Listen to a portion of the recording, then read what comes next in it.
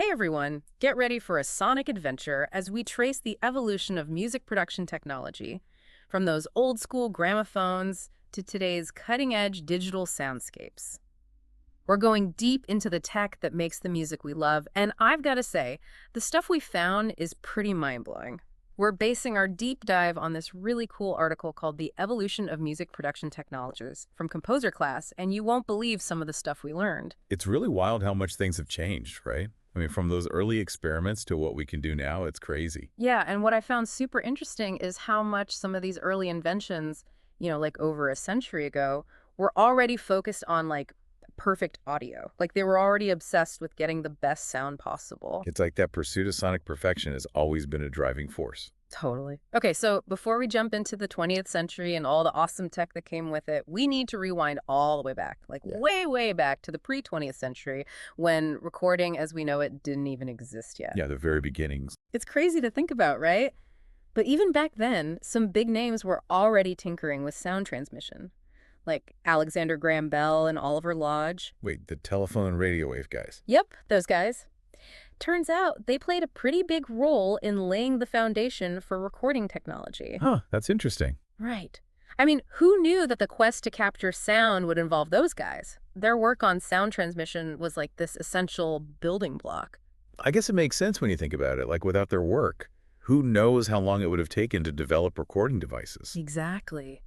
It's a good reminder that innovation often comes from these unexpected places, like seemingly unrelated fields colliding and sparking something new. For sure. It's all connected. So then as we get closer to the 20th century, we meet this guy, Georg Neumann. Oh yeah, moment. And this guy was all about capturing sound perfectly. His microphones, even back then, were considered like the gold standard. They still are, right? Newman mics are legendary. Oh, absolutely. He was obsessed with audio fidelity, and his legacy lives on. I mean, think about it. His company is still making some of the most sought-after mics in the world. Yeah, he really set the bar high. Totally. And it makes you wonder, did these early innovators realize they were setting the stage for, a multi-billion-dollar industry? Like, did they have any idea what they were unleashing on the world? It's hard to say, right? But their impact is undeniable. Totally. And then you've got companies like RCA Victor and Columbia Records coming onto the scene, and they weren't just making music, they were developing recording equipment and figuring out how to mass produce records. So they were really key in making music accessible to everyone. Right. Suddenly, you didn't have to go to a concert hall to hear your favorite artist. You could just pop on a record at home. It's like the first step towards the personalized music experiences we have today. Exactly. Speaking of early tech, did you know about the Webster Chicago recorders? Webster, Chicago, those were. They were like these early precursors to analog recording. Oh, right, like before tape recorders. Yeah, exactly. It's crazy to think about how music was created before multi-track recording or even computers. It really shows how much ingenuity went into those early innovations. Totally. They were working with limited tools, but they were laying the groundwork for everything that came after. Okay, so before we dive deep into analog, there's one guy we need to talk about. Thaddeus Hill.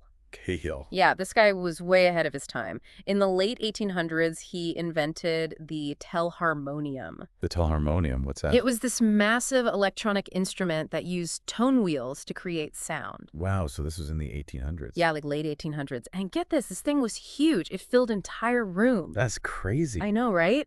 It's like the great-granddaddy of the synthesizer. So like before synthesizers even existed. Exactly. And the most mind-blowing part is that Cahill actually envisioned transmitting music over telephone lines. What? No way. This is way. It was essentially an early form of music streaming way back then. So he was basically predicting the future of music. Totally. Talk about a visionary. That's wild. So even though the technology wasn't there yet, he had the idea. Yep. It's like some ideas, even if they don't take off immediately, can resurface decades later in a totally different form. But those early glimpses of electronic music really started to take shape with the rise of analog recording and production in the 20th century. And that's where things really started to get interesting. Right. That's when we see the shift from simply capturing a performance to actively shaping and manipulating sound. Is the birth of the music producer as a creative force, not just a technician. Exactly. And with that came the whole debate that still rages today. analog versus digital sound. Ah, yes, the never-ending debate. You know how some audiophiles swear by the warmth and richness of analog recordings, even though it's less precise than digital? Yeah, I've heard that. So is it just nostalgia, or is there something to that? I think it's more than just nostalgia. Analog equipment, especially vintage gear like tube amplifiers and reel-to-reel tape recorders, has this unique sonic character. It's hard to describe, but it's like there's more depth, more texture. Like those imperfections actually add something special. Exactly. It's all about those subtle distortions that some people say make the music feel more alive, more human. And then there's Les Paul. He wasn't just a guitar legend. He was like this master tinkerer, always experimenting with new ways to create sound. Oh yeah, he was way ahead of his time. He was instrumental in developing the electric guitar as we know it, A&D. He pioneered multi-track recording. Multi-track recording was a game changer. Totally. I mean, before that, everything had to be recorded live all at once. Can you imagine? No room for error. Right. But Les Paul's innovation allowed artists to build songs piece by piece, adding layers of instruments and vocals. So they could create these complex arrangements that were never possible before. Exactly. It's like he opened up a whole new dimension of sonic possibilities. He revolutionized the way music was made. So you've got Neumann microphones capturing pristine audio, Korg synthesizers warping sounds in ways nobody had heard before. The analog era was like this golden age of experimentation. It was a time of incredible creativity and innovation. Totally. And let's not forget the impact of companies like Roland Corporation and the iconic Yamaha DX7 synthesizer. They pushed the boundaries of mixing and mastering techniques, giving artists these incredibly rich sonic landscapes to It explore. was like a sonic explosion, right? Yeah. So many new sounds and possibilities. Exactly. But as groundbreaking as analog was, the digital revolution was about to change everything. And I mean everything. Like the whole game changed. For sure. This is where things really accelerate. We go from this specialized, often bulky equipment to software that puts incredible power in the hands of anyone with a computer. It's like a democratization of music creation. Right. Suddenly, anyone with a computer could become a music producer. And MIDI technology played a huge role in this shift, too. Oh, absolutely. Yeah. Suddenly, electronic instruments and computers could talk to each other. You could control everything digitally, opening up a whole universe of possibilities. It was a whole new level of control and precision. And then platforms like Fairlight emerged, offering advanced sampling and sequencing options. And for those who didn't have a full studio setup, there was the digital audio workstation, or DIW. The DAW, yeah, it's like having an entire recording studio right on your computer. Exactly. So instead of fiddling with knobs and wires, you could edit, arrange, and manipulate sound on a screen. I bet artists like Wendy Carlos, a pioneer in early electronic music, were thrilled. Oh, absolutely. She was known for embracing these new technologies. It's a great example of how technology can make creativity more accessible while empowering artists to push boundaries. And it's just the beginning. Right. This is just the tip of the iceberg. The digital revolution transformed how music is made and consumed. That's a whole other world. But before we get into that, I'm curious, what stands out to you about this analog to digital transition? That's a good question. You know what's fascinating to me? It's how both eras continue to influence music today. Even with all the advancements in digital technology, there's still this deep appreciation for that analog warmth and that hands-on approach to creating sound. That's a great point. I guess some things never go out of style. But we can't ignore the impact of computers and software. No, definitely not. It's like we went from riding a bicycle to piloting a spaceship. Suddenly, the possibilities were limitless. It's incredible how much power we have at our fingertips. And I think we owe a lot of that to a guy named Max Matthews. Max Matthews. Yeah, he was a true pioneer in digital music. Do you know much about his work? He was working at Bell Labs back in the 50s. Bell Labs, wow. Yeah, and he created this program called M-Music, which is considered the first computer program to synthesize sound. Really? So like the very first? Yep, the very first. That's incredible. I mean, think about the technology they had back then. It was pretty limited, but he managed to do some amazing things. It really laid the groundwork for everything that came after. That's wild. It's amazing how much innovation came out of those early computer labs.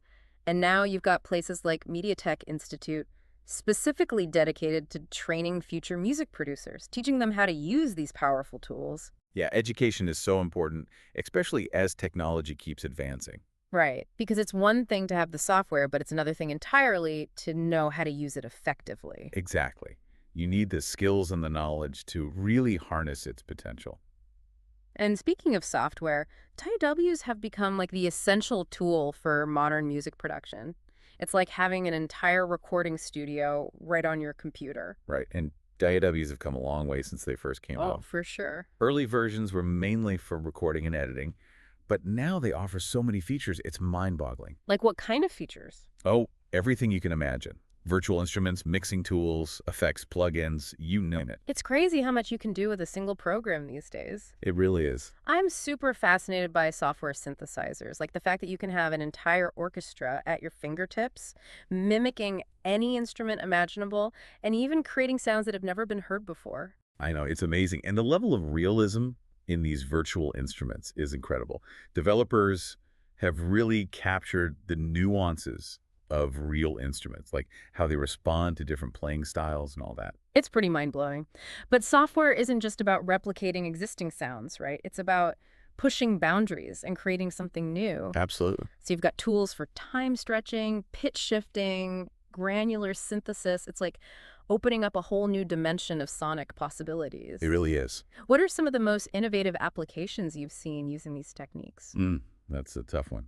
But I'd say one of the most exciting things is how artists are using these tools to manipulate and transform sounds in ways that were unimaginable just a few decades ago. Yeah. They're creating these intricate sonic landscapes and textures that blur the lines between music and sound design. So cool. And the software itself is constantly evolving too, right? Oh, absolutely. We're seeing more intuitive interfaces, more powerful processing capabilities, and even the integration of artificial intelligence. Whoa, AI and music production. Yeah, it's already happening. Imagine AI algorithms helping you write melodies or generate harmonies, or even mix your tracks. Wow. That's both exciting and a little scary. I know, right? Yeah. But the possibilities are really exciting. It really makes you think about the future of music production. But before we get too ahead of ourselves, I think it's important to acknowledge some of the pioneers who paved the way, like Owsley Bear, Stanley, and Dan Healy. Oh, yeah, those guys were legends. They were always pushing the limits of what was possible. Stanley was known for his work with the Grateful Dead, creating their wall of sound system. He was always experimenting with cutting-edge software and hardware. And Dan Healy's innovative approach to live sound engineering really shaped the concert experience as we know it. Absolutely. Their contributions to the music industry are huge. And speaking of innovation, companies like Yamaha Corporation have played a big role in driving those advancements through research and development. Yeah, they're always coming up with new instruments, new software, new ways to create music. It's amazing how this evolution of music production has been this collaborative effort. Right, you've got individuals, companies, institutions all working together and pushing each other forward. It's this incredible synergy that keeps things moving at such a rapid pace. So given how far we've come, what do you think the future holds for music production?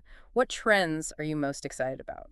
One trend I'm super excited about is the use of VR and AR in music production.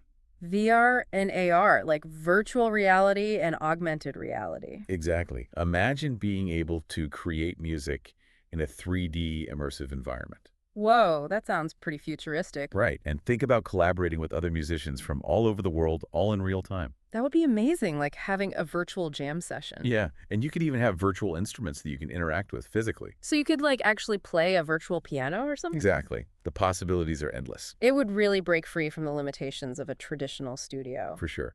And then there's AI, artificial intelligence, which is opening up all sorts of possibilities. AI in music production, I've heard a little about that. It's still early days, but imagine having AI tools that can analyze your musical style and suggest chord progressions or melodies. That's pretty wild. Right, or even AI that can help you mix your tracks. So it's like having a virtual assistant for music production. Exactly. I guess it raises some interesting questions about the role of technology in the creative process. Yeah, for sure. But before we get too caught up in the future, let's take a step back and look at some of the pivotal moments that got us here. Sounds good. Have you ever heard of music concrete? Music concrete. That rings a bell. But refresh my memory. It was this experimental style of music that emerged in the 1940s, pioneered by a French composer named Pierre Schaeffer. Okay. And he basically took recorded sounds, everyday noises, instruments, anything he could find, and he manipulated those sounds to create music. So instead of using traditional instruments, he was composing with sound itself. Exactly. He was challenging the very definition of what music could be. That's pretty radical for the 1940s. It was groundbreaking stuff. And his work really paved the way for other experimental composers, like Karlheinz Stockhausen, who took electronic and tape manipulation even further in the 50s. So they were kind of like the original sonic pioneers. Totally. What about some of those inventions that really shifted the paradigm of music production? We talked about multi-track recording, which was huge, but what else stands out? Well, we can't talk about electronic music without mentioning the theremin.